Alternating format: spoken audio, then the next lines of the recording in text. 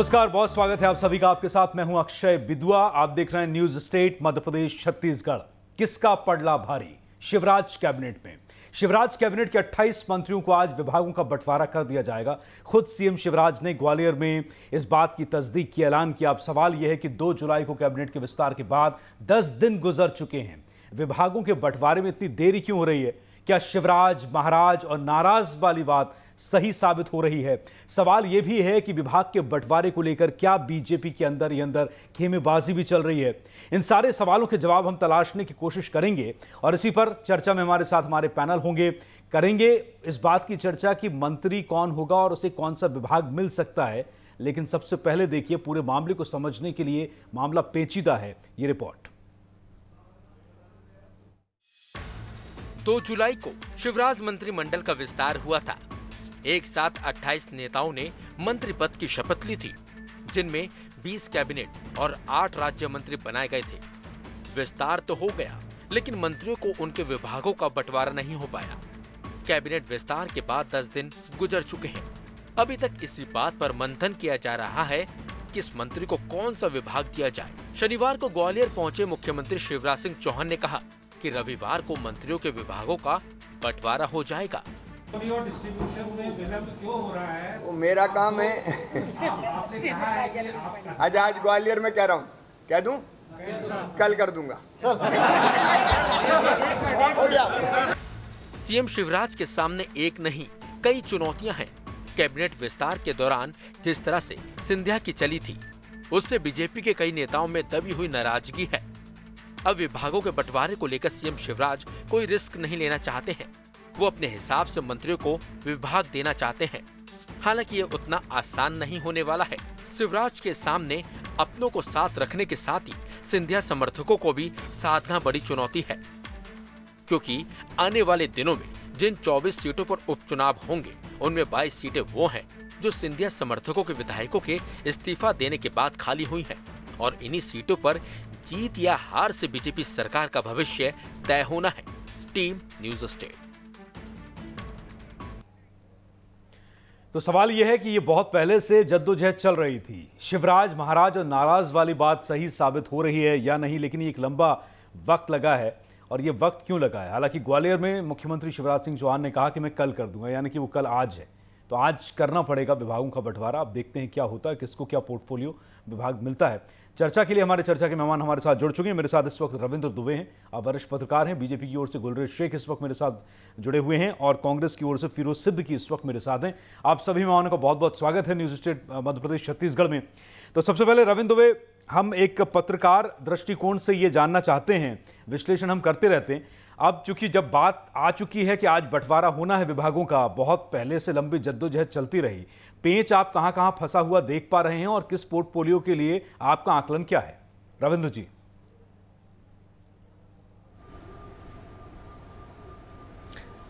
देखिए, मध्य प्रदेश में मंत्रिमंडल विस्तार के बाद से पिछले 10 दिनों से लगातार बीजेपी में विभागों के बंटवारे के लिए मंथन जिस तरीके से चल रहा है, उस तरीके से माना जा सकता है कि जो अहम मंत्रालय माने जाते हैं, जिससे कि वरिष्ठता का क्रम तय होता है, उस वरिष्ठता के क्रम को लेकर लगातार सिंधिया समर्थक और बीजेपी के वरिष्ठ नेताओं में, वरिष्ठ मंत्रियों में विभाग बंटवारे को लेकर मतभेद है। एक मत नहीं हो पा रहा है, यह साफ सामने आ रहा है। बार बार समय देने के बाद भी मंत्रिमंडल में विभाग मंत्रियों को विभाग का नहीं बांटे जा रहे हैं। इसकी वजह ये लग रही है कि देखिए, जो सामने आ रहा है, जो चर्चा है, हम आप और सब चर्चा पर आधारित बात करते हैं, जो सुनते रहते हैं, जो बीजेपी समर्थकों से सुन रहे हैं, जो सिंधिया समर्थकों से सुन रहे हैं कि परिवहन का विभाग, राजस्व विभाग, स्वास्थ्य विभाग, इन महत्वपूर्ण विभागों को लेकर सिंधिया जी अड़े हुए हैं। और क्योंकि ये बात तय है कि जब वो मंत्री पहले कैबिनेट मंत्री थे, जब कांग्रेस की सरकार में मंत्री थे, तो ये पद छोड़कर वो यहाँ आए, इसलिए वो चाहते हैं कि उतने वजनदार पद इनको मिले, मंत्रालय मिले, और उसकी वजह से वो अपनी जिद पर अड़े हुए हैं। वहीं दूसरी ओर भारतीय जनता पार्टी के साथ यह समस्या सामने आ रही है कि उनके 5-5, 6-6 बार के जीते हुए विधायक हैं, सीनियर हैं, लगातार वो बड़े बड़े पदों पर रह चुके हैं, बड़े जिम्मेदारी की पद पर रह चुके हैं। इसलिए ऐसे लोग मंत्री जो हैं वो चाहते हैं कि आप समझ पा रहे हैं ना कि आप सम्मानजनक पद मिले, महाराज का पड़ला भारी विभाग मिले, सम्मानजनक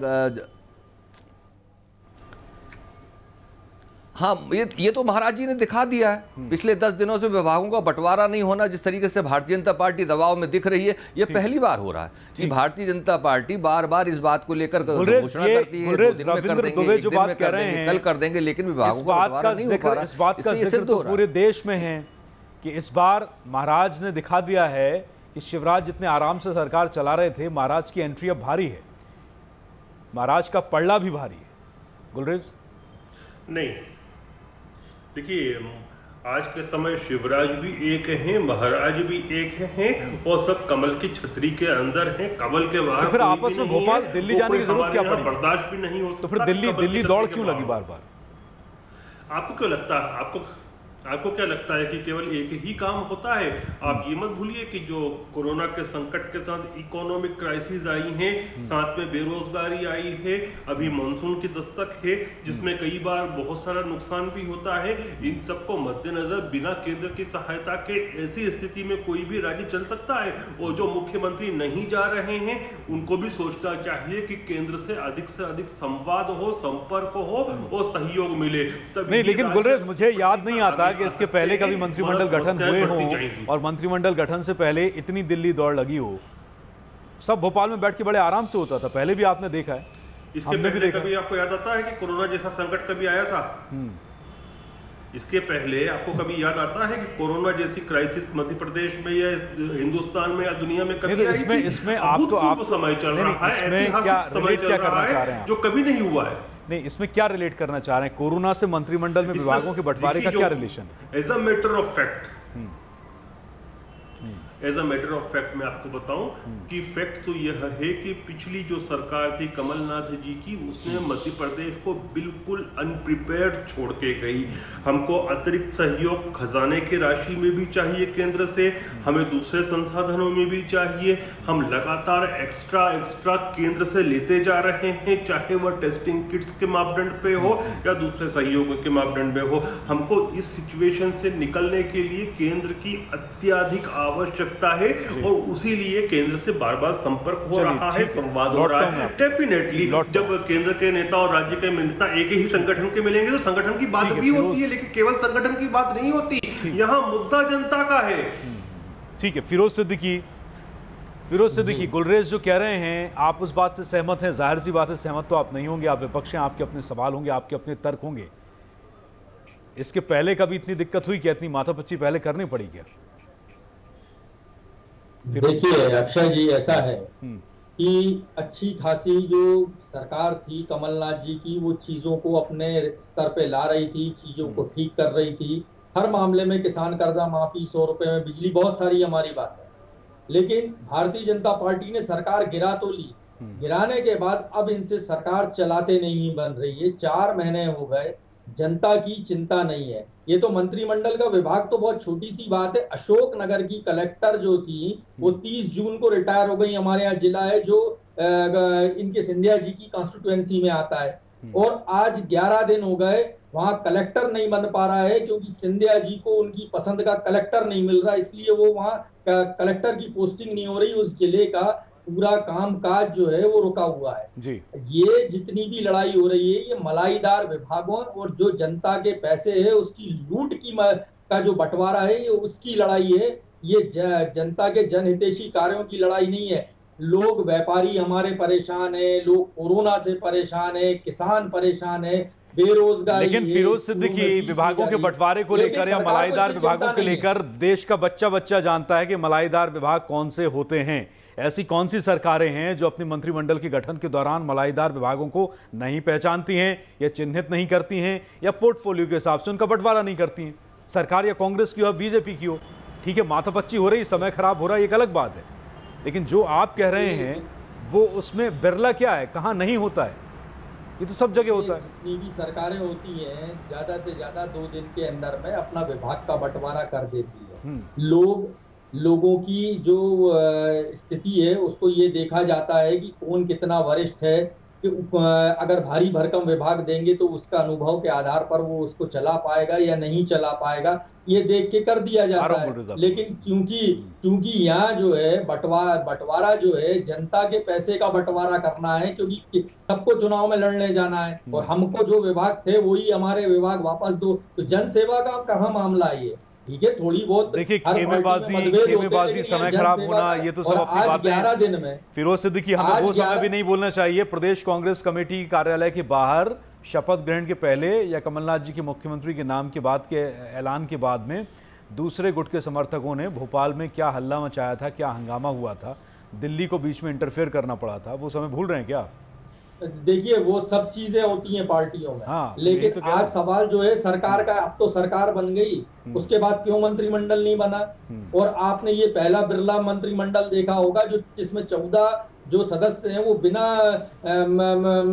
विधायक के मंत्री हैं और 7-7 बार के विधायक, भारतीय जनता पार्टी के 5-5 बार के, 6-6 बार के विधायक वो घर में बैठे हैं। यानी जिन्होंने भारतीय जनता पार्टी को हराया था वो तो पहुंच गए मंत्रिमंडल में, और जिन्होंने जिताया था उनको भारतीय जनता पार्टी ने घर बिठा दिया। कैडर बेस पार्टी में लोग दम भरते हैं। रविंद्र दुबे, ये बात तो नोटेड है, ये तो एक्नॉलेज करने वाली बात है जो अभी फिरोज सिद्दीकी कह रहे हैं कि ऐसा भी होता है क्या? इसकी वजह क्या तलाश पा रहे हैं आप? देखिए नहीं, मेरा ये कहना है कि भारतीय जनता पार्टी इस समय दुविधा में फंसी हुई है। सबसे बड़ी दुविधा उसके साथ ये है कि वो वरिष्ठता के क्रम के साथ साथ सम्मानजनक जो मंत्रालय हैं वो अपने पास रखे, क्योंकि वह सीनियर सहयोगी, सीनियर ज़्यादा से ज़्यादा विधायक उसके रहे। लेकिन सरकार सिंधिया जी की वजह से बनी है, इसलिए सिंधिया जी का दबदबा दिल्ली में ज़्यादा है। इसलिए शिवराज जी आज बार बार दिल्ली की तरफ देख रहे हैं, जबकि ये संवैधानिक अधिकार मुख्यमंत्री का है। ये भोपाल में बैठ के तय होना चाहिए थी कौन सा विभाग किसको दिया जाएगा। ये बात देखिए कि 100 दिन की सरकार के हो गए, क्या 100 दिन में तय नहीं हो पाया था कि कौन सा विभाग किसके पास जाएगा? ये मंथन नहीं हो पाया था क्या? भारतीय जनता पार्टी के लोगों ने सरकार बनाने से पहले ही गेम प्लान बनाया था, लेकिन प्लान के तहत परिवर्तन के तहत जो भाजपा महाराज और नाराज का, रविंद्र दुबे, ये महाराज और नाराज का जो समीकरण बन गया है ना, पोर्टफोलियो तो पहले से तय होते हैं, सबको पता होता है कि कौन किस विभाग की योग्य है, किस विभाग की योग्य नहीं है, लेकिन कुछ पैराशूट एंट्री भी हुई है। इसको हम कैसे अनदेखा करें? तो महाराज की नाराजगी के साथ साथ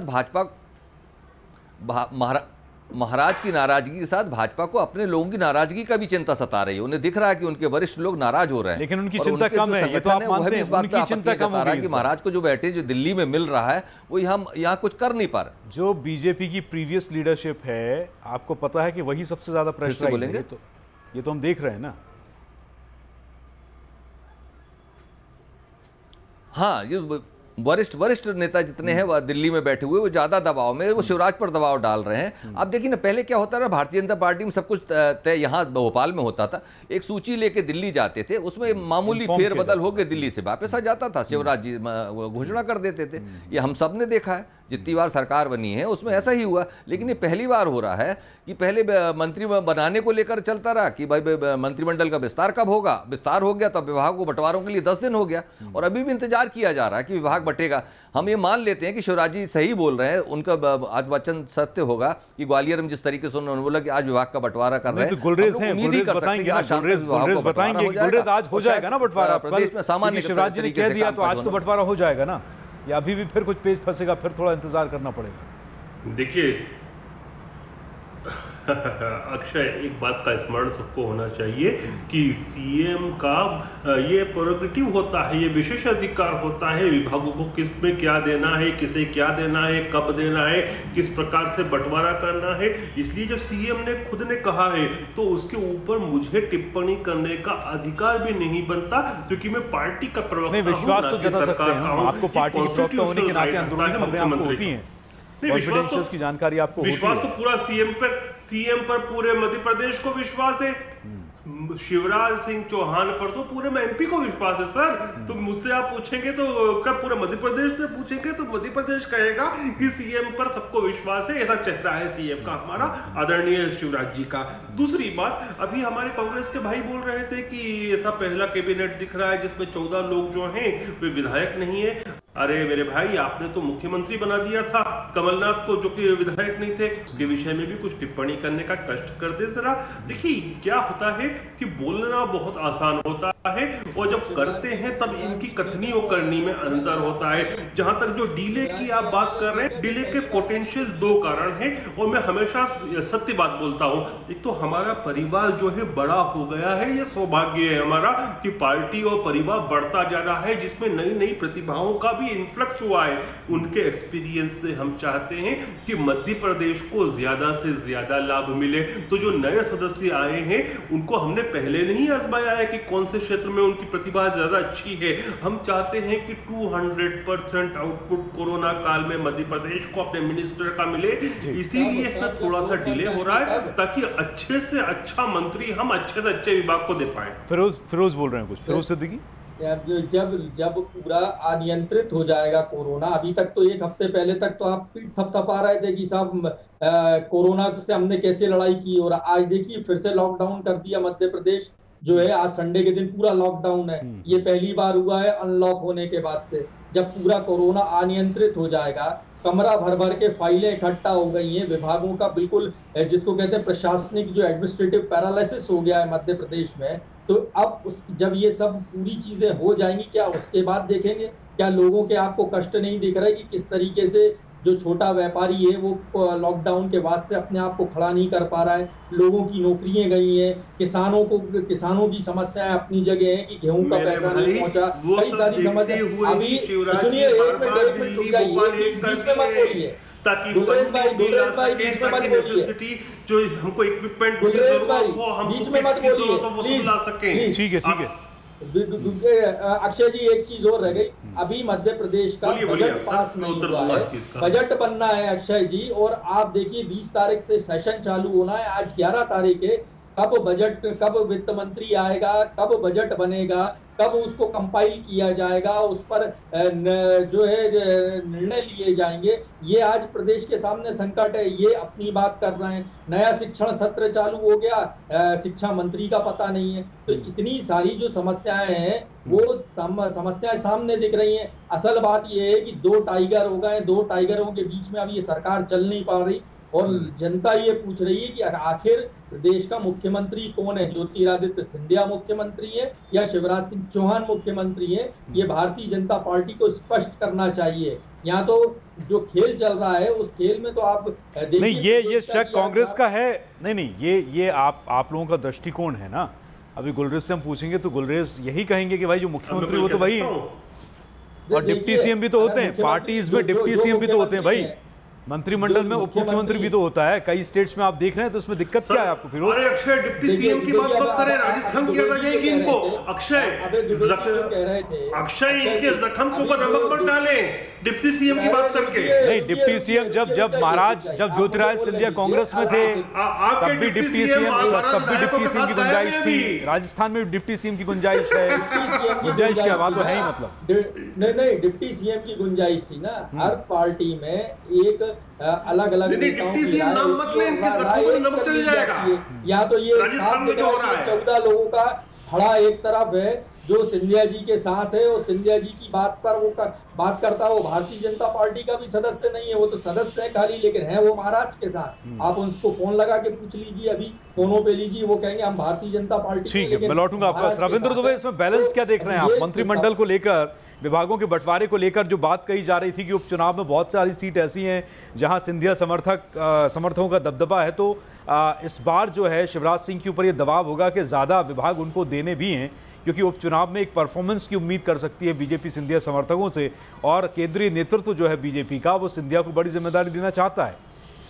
तो क्या इसी लिहाज से सारा कुछ समीकरण बनाते हुए विभागों का बंटवारा किया जाएगा? रविंद्र दुबे, देखिए,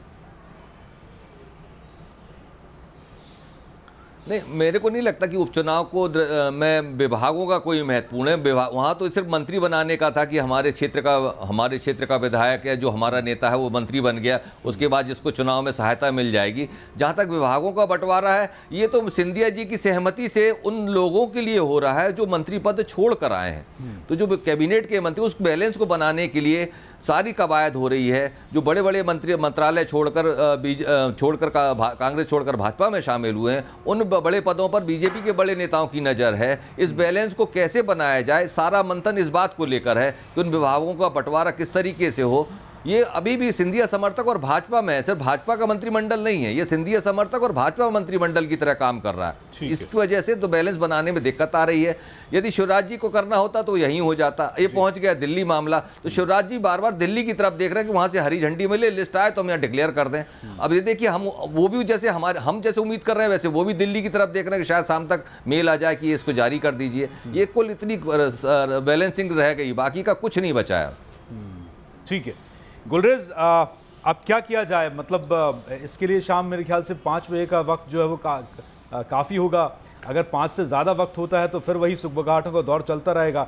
हम सब मिलकर, रविंद्र जी, आप, फिरोज़, मैं, हम सब ये उम्मीद करें कि कम से कम हम दूसरी खबरों की ओर जाएं, इस खबर पर विराम लगे, प्रदेश को एक सशक्त मंत्रिमंडल मिले और वो तमाम मंत्रियों के उनके अपने समर्थक, उनके अपने सपोर्टर्स जो हैं वो खुश हों, मिठाइयाँ बांटी जाएं कि भैया विभागों का बंटवारा हो गया, तो चलिए पोर्टफोलियो के हिसाब से और अपने विभाग के हिसाब से आगे काम किया जाए प्रदेश की विकास के लिए। देखिए, ये भारतीय जनता पार्टी है और जो भी पैनलिस्ट हमारे साथ बैठे हैं उनको संभवतः इस बात का बोध नहीं है कि हमारे पीछे जो आशीर्वाद है उसकी क्या शक्ति होती है।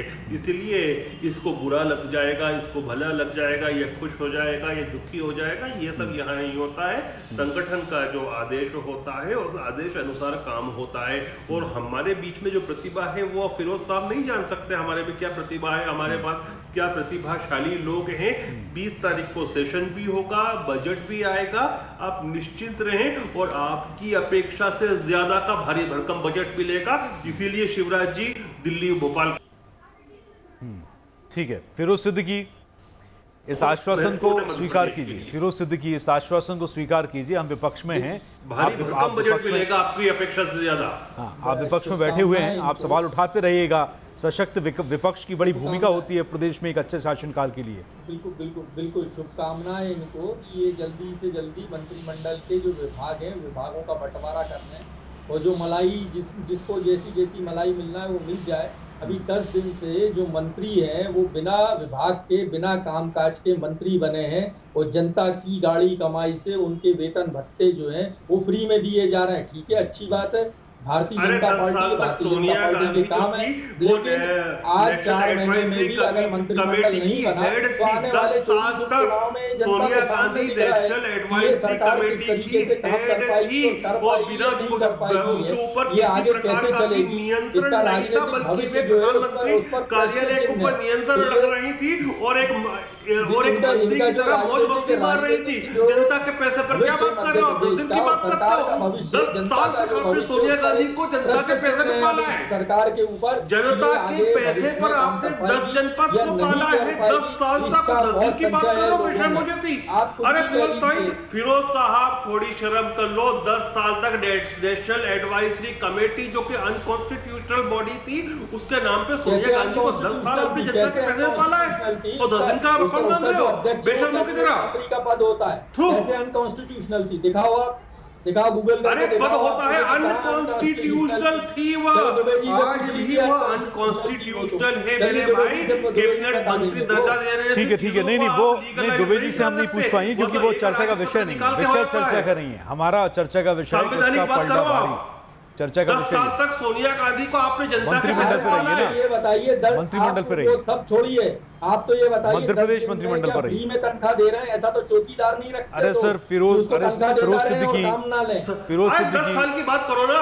ठीक है, नहीं आप मध्य प्रदेश में रहिए ना, अभी दिल्ली नहीं जाना, बात कर रहे हो, दिल्ली नहीं जाना, अभी हमारे पास मध्य प्रदेश में बहुत कुछ है।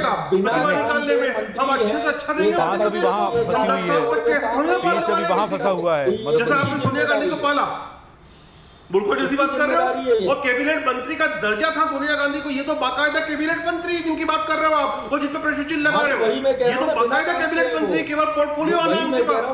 ठीक है, रविंद्र का लास्ट 10 साल तक सोनिया गांधी के पास क्या था? रविंद्र दुबे, अरे वो रविंद्र दुबे, ये आज मुझे लगता है हो जाना चाहिए ये, क्योंकि देखिए अभी फिरोज ने भी कहा कि भाई हाँ जी बताएं, जनता के पैसे से भत्ते फ्री दिए जा रहे हैं, मंत्री बिना पोर्टफोलियो के घूम रहे हैं, काम कब होगा? प्रदेश का विकास भी पिछड़ता है, सबको अपने अपने विभाग बांट देने चाहिए और जो भी हो, महाराज नाराज शिवराज जो भी हो, सबको बैलेंस करके कम से कम कुछ एक कर देना चाहिए। देखिए ये कांग्रेस और भाजपा एक मिनट सुन लीजिए, एक मिनट सुनिए। मैं आपको बता रहा हूँ, याद दिलाना चाहता हूँ, दोनों जन को, आपको भी दिलाना चाहता हूँ कि जब कमलनाथ सरकार ने 25 दिसंबर को शपथ ली थी, उसके बाद मंत्रिमंडल गठन में देरी हो रही थी, तब भारतीय जनता पार्टी के नेताओं के बयान लगभग वही थे जो कांग्रेस के थे। जो आज भारतीय जनता पार्टी पर आरोप लगा रहे हैं या भारतीय जनता पार्टी को टारगेट कर रहे हैं, लगभग यही बयान भारतीय जनता पार्टी के होते थे। और आज जो कांग्रेस बोल रही है वो लगभग वही बयान थे। अब मुझे अच्छे से याद है कि शिवराज जी ने इस बात की आलोचना की थी कि मंत्रिमंडल का शपथ हो गया, विभाग ने बटे नहीं है, लेकिन वल्लभ भवन में कमरे दे दिए गए हैं, वाहन दे दिए गए हैं और जल्द से जल्द गठन होना चाहिए सरकार का। इस बात की निंदा उन्होंने भी की थी। तो कांग्रेस के प्रवक्ता ने यह बोला था कि वो नेता प्रतिपक्ष का चयन करें और उस पर चिंता करें, यहाँ विभाग बट जाएंगे। ये सामान्य सी प्रक्रिया है। तो ये जो बहस हो रही है उसमें ये नहीं कहना चाहिए कि आज भारतीय जनता पार्टी सर्वश्रेष्ठ हो गई या कांग्रेस सर्वश्रेष्ठ थी। दोनों के साथ यही दिक्कतें हैं, विभागों के बंटवारों को लेकर नेताओं के अहम है, अपने सीनियरिटी, वरिष्ठता है। और जो मलाईदार शब्द है अचानक नहीं आ गया, मलाईदार ही है, आप समझिए उसका क्यों मलाईदार है, हम सब जानते हैं। आपका कीमती समय देने के लिए बहुत शुक्रिया और उम्मीद हम करते हैं कि जनता को आज मंत्रिमंडल मिल जाएगा, प्रदेश की जनता को जिसने बड़े अरमानों के साथ में सरकार बनाई है। आपको अपने मंत्री मिले, मंत्रियों को विभागों का बंटवारा किया जाए और प्रदेश के विकास में ये मंत्री अपने कार्य क्षेत्र में अपने विभाग के साथ अग्रसर हों। नमस्कार।